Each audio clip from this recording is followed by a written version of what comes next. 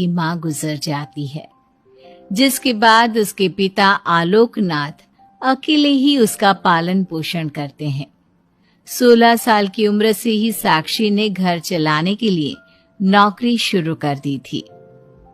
बेटी से बढ़कर एक बेटे की तरह वो अपने पिता को कंधे से कंधा मिलाकर काम में हाथ बटाती रहती है। साक्षी, मेरे होते हुए तुझे नौकरी करने की कोई जरूरत नहीं है। तेरे हर शौक पूरे करने के लिए मैं अभी जिंदा हूँ। और आपकी शौक का क्या पापा? आपके भी तो कुछ शौक होंगे ना? मुझे वही सब पूरे करने हैं। मेरे शौक का क्या बेटा, मैं तो बूढ़ा हो चुका हूँ। मेरे शौक तो तेरी माँ के साथ ही कब के मर चुके हैं। अब तो सिर्फ एक ही सपना है मेरा कि जल्दी से किसी अच्छे लड़के को देखकर तेरी शादी करा दूं। क्या पापा, आपकी हर बात मेरी शादी पर आकर ही क्यों अटक जाती है? अगर मैं चली गई तो आपका ख्याल कौन रखेगा? इसलिए मैं आपको छोड़कर कहीं नहीं जाऊंगी। अरे बेटा, एक ना एक दिन हर लड़की को जाना ही पड़ता है। तुझे भी जाना तो होगा ही। अपने पिता की बातों से निराश होकर साक्षी अपने रूम में चली जाती है। पिता से दूर होने की ख्याल से ही वो फूट फूट कर रोने लगती है। कुछ दिनों के बाद, आलोकनाथ जी, हमारी नजर में एक लड़का है। उसके पास बंगला, कार, सब कुछ है। सुना है करोड़पति लोग हैं वो। आप कहे तो आपकी बेटी के लिए बात करूं? अरे लेकिन हमारे इतने बड़े परिवार में अपनी बेटी ब्याहने की हैसियत नहीं है। उन सब की चिंता मत कीजिए। उन लोगों को दहेज वगैरह कुछ नहीं चाहिए। वो लोग तो सिर्फ अपने परिवार के लिए गुणी और संस्कारों से परिपूर्ण बहू चाहते हैं। अगर ऐसी बात है तो आप उन लोगों से मेरी बेटी के बारे में बात कीजिए। मेरी बेटी में वो सभी गुण हैं जो वो अपने परिवार की बहू के लिए चाहते हैं।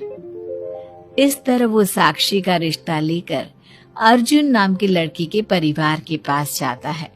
साक्षी की फोटो देखकर लड़के वाले उसे झट से पसंद कर लेते हैं, जिसके बाद अर्जुन के परिवार वाले साक्षी को देखने उसके घर पहुंचते हैं। आलोकनाथ जी, हमें तो आपकी लड़की फोटो में ही पसंद आ गई और फिर भाई साहब ने आपकी लड़की की तारीफ भी बहुत की है। अब तो बस आप हमें उससे मिलवा ही दीजिए। साक्षी बिटिया, बाहर आना तो। साक्षी। अपने पिता की आवाज सुनकर साक्षी तुरंत बाहर आ जाती है और एक एक करके सभी के पैर छूती है।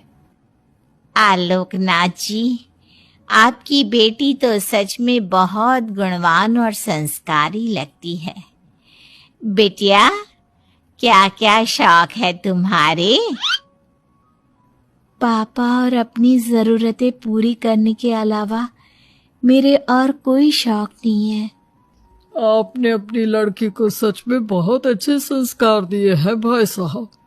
इसे अपने घर की बहू बनाना तो हमारे लिए सौभाग्य की बात होगी। इस तरह सबकी राजी खुशी से अर्जुन और साक्षी की शादी भी हो जाती है। साक्षी की सास उसे एक माँ का भरपूर प्यार देती है और कभी उसे मायके की कमी महसूस नहीं होने देती। साक्षी बेटा, तू आराम कर।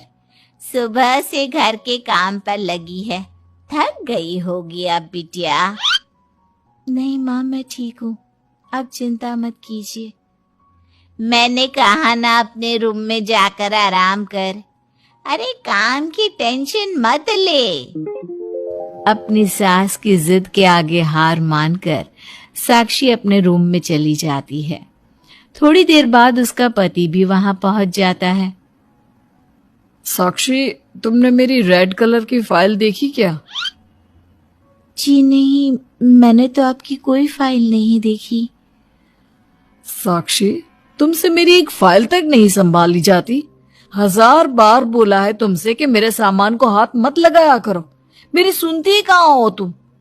माँ ने बहुत सर पर चढ़ा रखा है तुम्हें। अर्जुन के इतना कहते ही साक्षी रोने लगती है।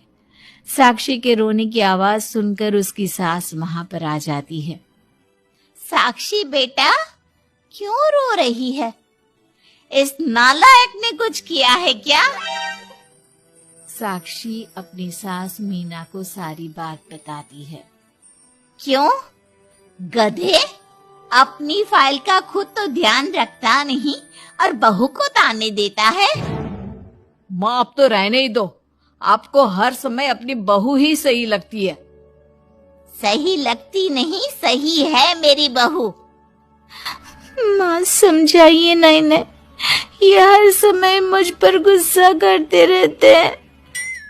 खबरदार अर्जुन, जो आज के बाद तूने मेरी बहू के साथ ऐसा बर्ताव किया तो मुझसे बुरा कोई नहीं होगा। अपनी माँ की डांट सुनकर अर्जुन वहां से चला जाता है। बहू, अगर दोबारा ये तुम्हें ऐसा कुछ कहे तो तुम मुझे आकर फौरन बोल देना। मैं हमेशा तुम्हारे साथ खड़ी रहूंगी बेटा।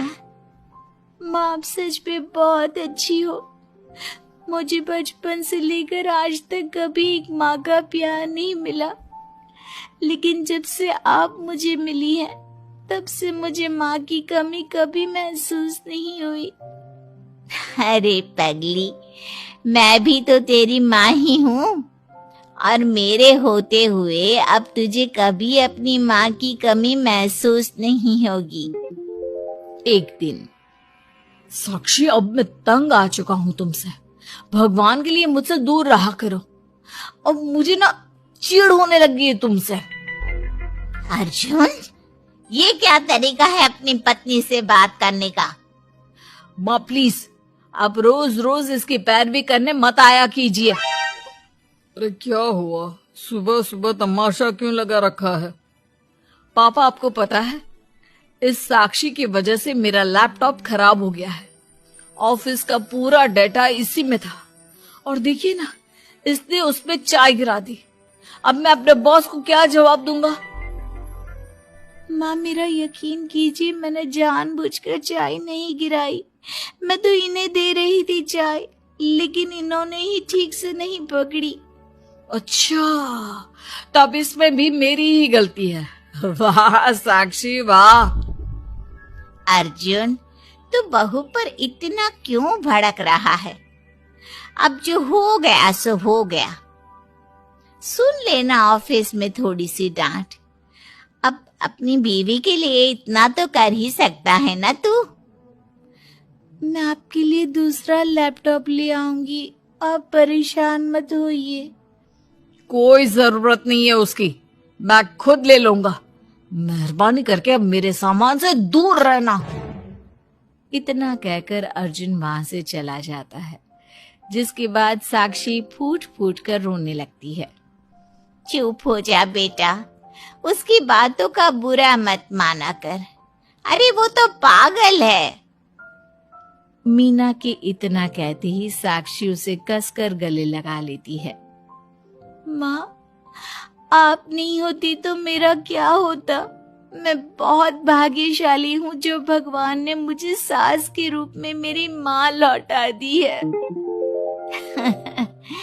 बेटा, जीवन में ये सब चलता ही रहता है। ऐसी बातों को दिल पर नहीं लगाना चाहिए। चल अब अपने आंसू पोंछ और मेरे साथ काम में हाथ बटा। इतना बोलते ही मीना रसोई की तरफ चल देती है। साक्षी भी अपनी सास के पीछे चल देती है और सभी बातों को भूलते हुए खुशी खुशी काम पर लग जाती है।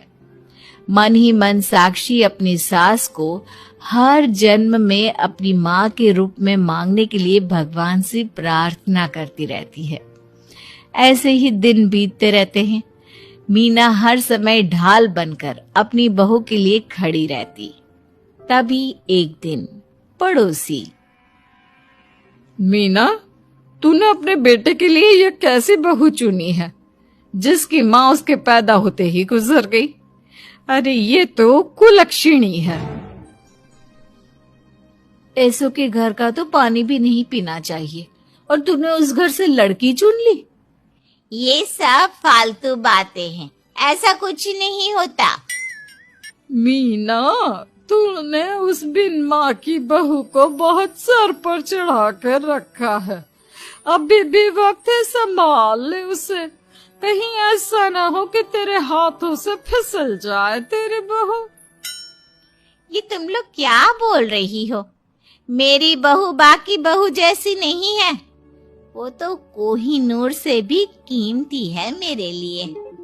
हमारा काम था तुझे समझाना, बहू को कभी भी बेटे से बढ़कर प्यार नहीं देना चाहिए, वरना उन्हें बिगड़ते देर नहीं लगती। और यहाँ तो तेरी बहू बिन माँ के पली बड़ी है, न जाने उसके बाप ने कैसे संस्कार दिए होंगे उसे। चुप करो तुम लोग, मैं अच्छे से समझती हूँ तुम लोग मुझे मेरी बहू के खिलाफ भड़काना चाहते हो। देख मीना, हम तेरी सहेलियां हैं, तुझे भड़काकर हमें कुछ नहीं मिलने वाला, लेकिन बहू को इतना सर पर चढ़ाना ठीक नहीं।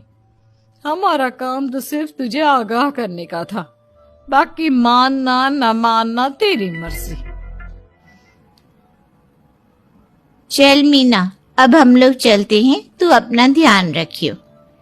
इतना बोलकर सभी लोग वहां से चले जाते हैं, जिसके बाद मीना घंटों तक सोच में डूब जाती है और अपने बहू के प्रति इतनी सारी बातें सुनकर कहीं ना कहीं उसके मन में भी साक्षी के लिए हीन भावना जन्म लेती है। तभी वहां पर साक्षी भी आ जाती है। माँ जी, ये लीजिए चाय। रख दे और जा। क्या हुआ माँ जी, आप कुछ उखड़ी उखड़ी सी लग रही हैं। कहाँ ना जाए यहाँ से, एक बार में तुझे सुनाई नहीं देता क्या? अपनी सास का बदला सा व्यवहार देख साक्षी तुरंत वहां से चली जाती है। अगले दिन, बहू, बहू, कहाँ चली गई? साक्षी! जी माँ जी। ये क्या, घर इतना गंदा कैसे हो रखा है? कभी हाथ पैर भी मार लिया कर इधर उधर, वैसे तो सारा दिन घर में नाचती रहती है। मैं अभी पूरा घर अच्छे से साफ कर देती हूँ माँ जी। एक हाथ में झाड़ू और दूसरे हाथ में बाल्टी लिए साक्षी चुपचाप घर के कामों में लग जाती है।